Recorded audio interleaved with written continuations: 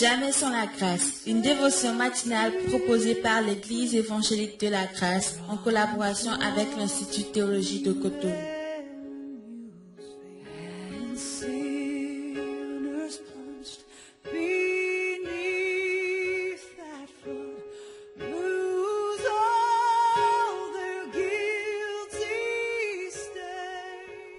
Bonjour chers amis, bonjour chers internautes, bienvenue dans votre dévotion matinale Jamais sans la grâce. Une nouvelle journée avec une nouvelle provision. Père, nous te disons merci pour cette nouvelle journée que tu nous as accordée. Oh, tu as prévu Seigneur ce matin de nous bénir Seigneur par ta parole. Ta parole est la lumière. Merci Seigneur. Une fois encore, bonjour chers amis, heureux de vous revoir encore dans cette journée. Hier on avait parlé de l'engagement de Dieu pour notre propre vie. Que ce soit qu'on soit un homme, une femme, un jeune homme, une jeune fille, c'est combien il est important de rentrer dans la vision de Dieu pour notre vie. Et ce matin, on va rester dans notre verset de base, Genèse 1, le verset 18, que je vais vous lire. Je lis Genèse 2, le verset 18. L'Éternel Dieu dit, il n'est pas bon que l'homme soit seul. Je lui ferai une aide semblable à lui. Amen. Et c'est cette deuxième partie de ce verset qui va attirer notre attention ce matin. C'est Dieu qui parle, il dit, je lui ferai une aide semblable à lui. Et c'est vrai, lorsque on écoute ce verset, ce qui vient pour moi à notre esprit, on parle de couple, on parle de mariage, on parle de famille, mais ça va au-delà de cela. Ça va au-delà de cela. Ça parle des gens qui nous entourent, ceux qui sont proches de nous, ce qui est notre prochain. Est-ce que vous voyez? Et dans ce verset, Dieu va prendre la décision, l'engagement de faire à l'homme une aide qui lui est semblable. Une aide qui lui est semblable. Alors que Dieu a fait passer les animaux, Dieu a créé les animaux, et Dieu a fait passer les animaux devant l'homme pour voir quel nom l'homme donnerait aux animaux. Et on peut le voir au verset 19 et 20. Que l'Éternel, Dieu forma de la terre tous les animaux des champs et tous les oiseaux du ciel. Et il les fit venir vers l'homme pour voir comment il les appellerait. Et afin que tout être vivant porte le nom que lui donnerait l'homme. Verset 20 dit, et l'homme donna des noms à tout le bétail, aux oiseaux du ciel et à tous les animaux des champs. Mais pour l'homme, il ne trouva point d'aide semblable à lui. Amen. Donc nous voyons aussi que Dieu a fait passer les animaux devant l'homme et l'homme a donné des noms à chaque animal. Et les animaux, ils sont entre eux, ils ont des semblables. Les animaux communiquent entre eux. Mais ce qui est intéressant de voir que l'homme n'a pas trouvé parmi les animaux une aide semblable à lui. Aujourd'hui, nous communiquons avec les gens pensent que vivre avec des hommes, c'est difficile. Que à cause des problèmes des hommes, à cause du caractère des hommes, on préfère vivre avec les animaux.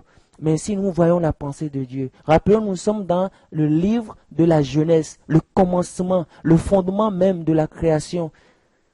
Et Dieu parle ici, il dit, je vais faire à l'homme une aide semblable à lui, un être qui pense, un homme qui a des émotions, une capacité, un homme qui a des faiblesses, comme l'homme, qui peut réfléchir, penser aux choses.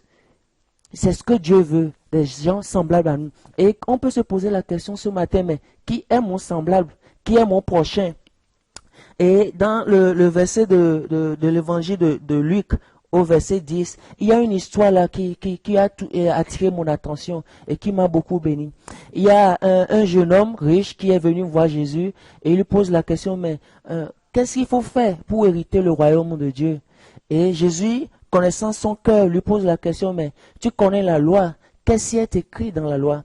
Et ce jeune homme va lire ce qui est dans la loi au verset 25. Il répondit, tu aimeras le Seigneur ton Dieu de tout ton cœur, de toute ton âme, de toute ta force et de toute ta pensée, et ton prochain comme toi-même.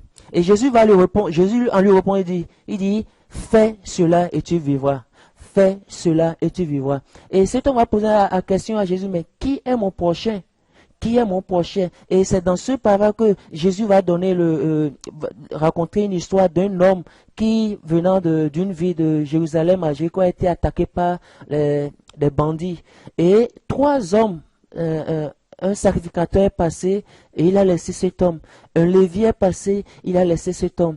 Et un Samaritain qui voyageait a vu cet homme. Et la Bible dit que, ému de compassion pour lui, il le soigna. Il prendra soin de lui. Et il l'a amené à l'hôtellerie.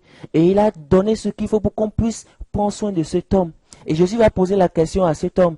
Lequel de ces trois te semble avoir été le prochain de celui qui était tombé au milieu des brigands? Et ce jeune homme va dire, c'est celui qui a exercé la miséricorde envers lui. Répondit le docteur de la loi. Et Jésus lui dit, va et toi fais de même. Fais de même. Dans cette journée, Dieu a mis les gens autour de nous. Des gens qui sont nos prochains, nos semblables. Des gens qui ont des émotions, qui vivent des choses. Les difficultés que nous vivons, eux aussi, ils vivent ces choses. Et dans cette journée, je peux tourner mes regards vers quelqu'un. Je peux décider d'investir dans la vie de quelqu'un. Que cette personne ne vit pas seule dans la solitude, mais que j'apporte la pensée de Dieu à cette personne. Que j'amène l'espoir dans la vie de cette personne. Juste pas un coup de fil. Et en faisant ça dans cette journée, oh, nous allons rendre quelqu'un heureux. Chers amis, que Dieu vous bénisse. Amen. Si vous avez aimé cette dévotion, parlez-en à vos amis. Parlez-leur du message de la grâce et de ce qu'il fait dans vous. Pour un sujet de prière, une question ou plus d'informations, contactez-nous. Téléphone 64 88 35 87 ou 96 42 69 05 ou par WhatsApp au 94 75 80 20.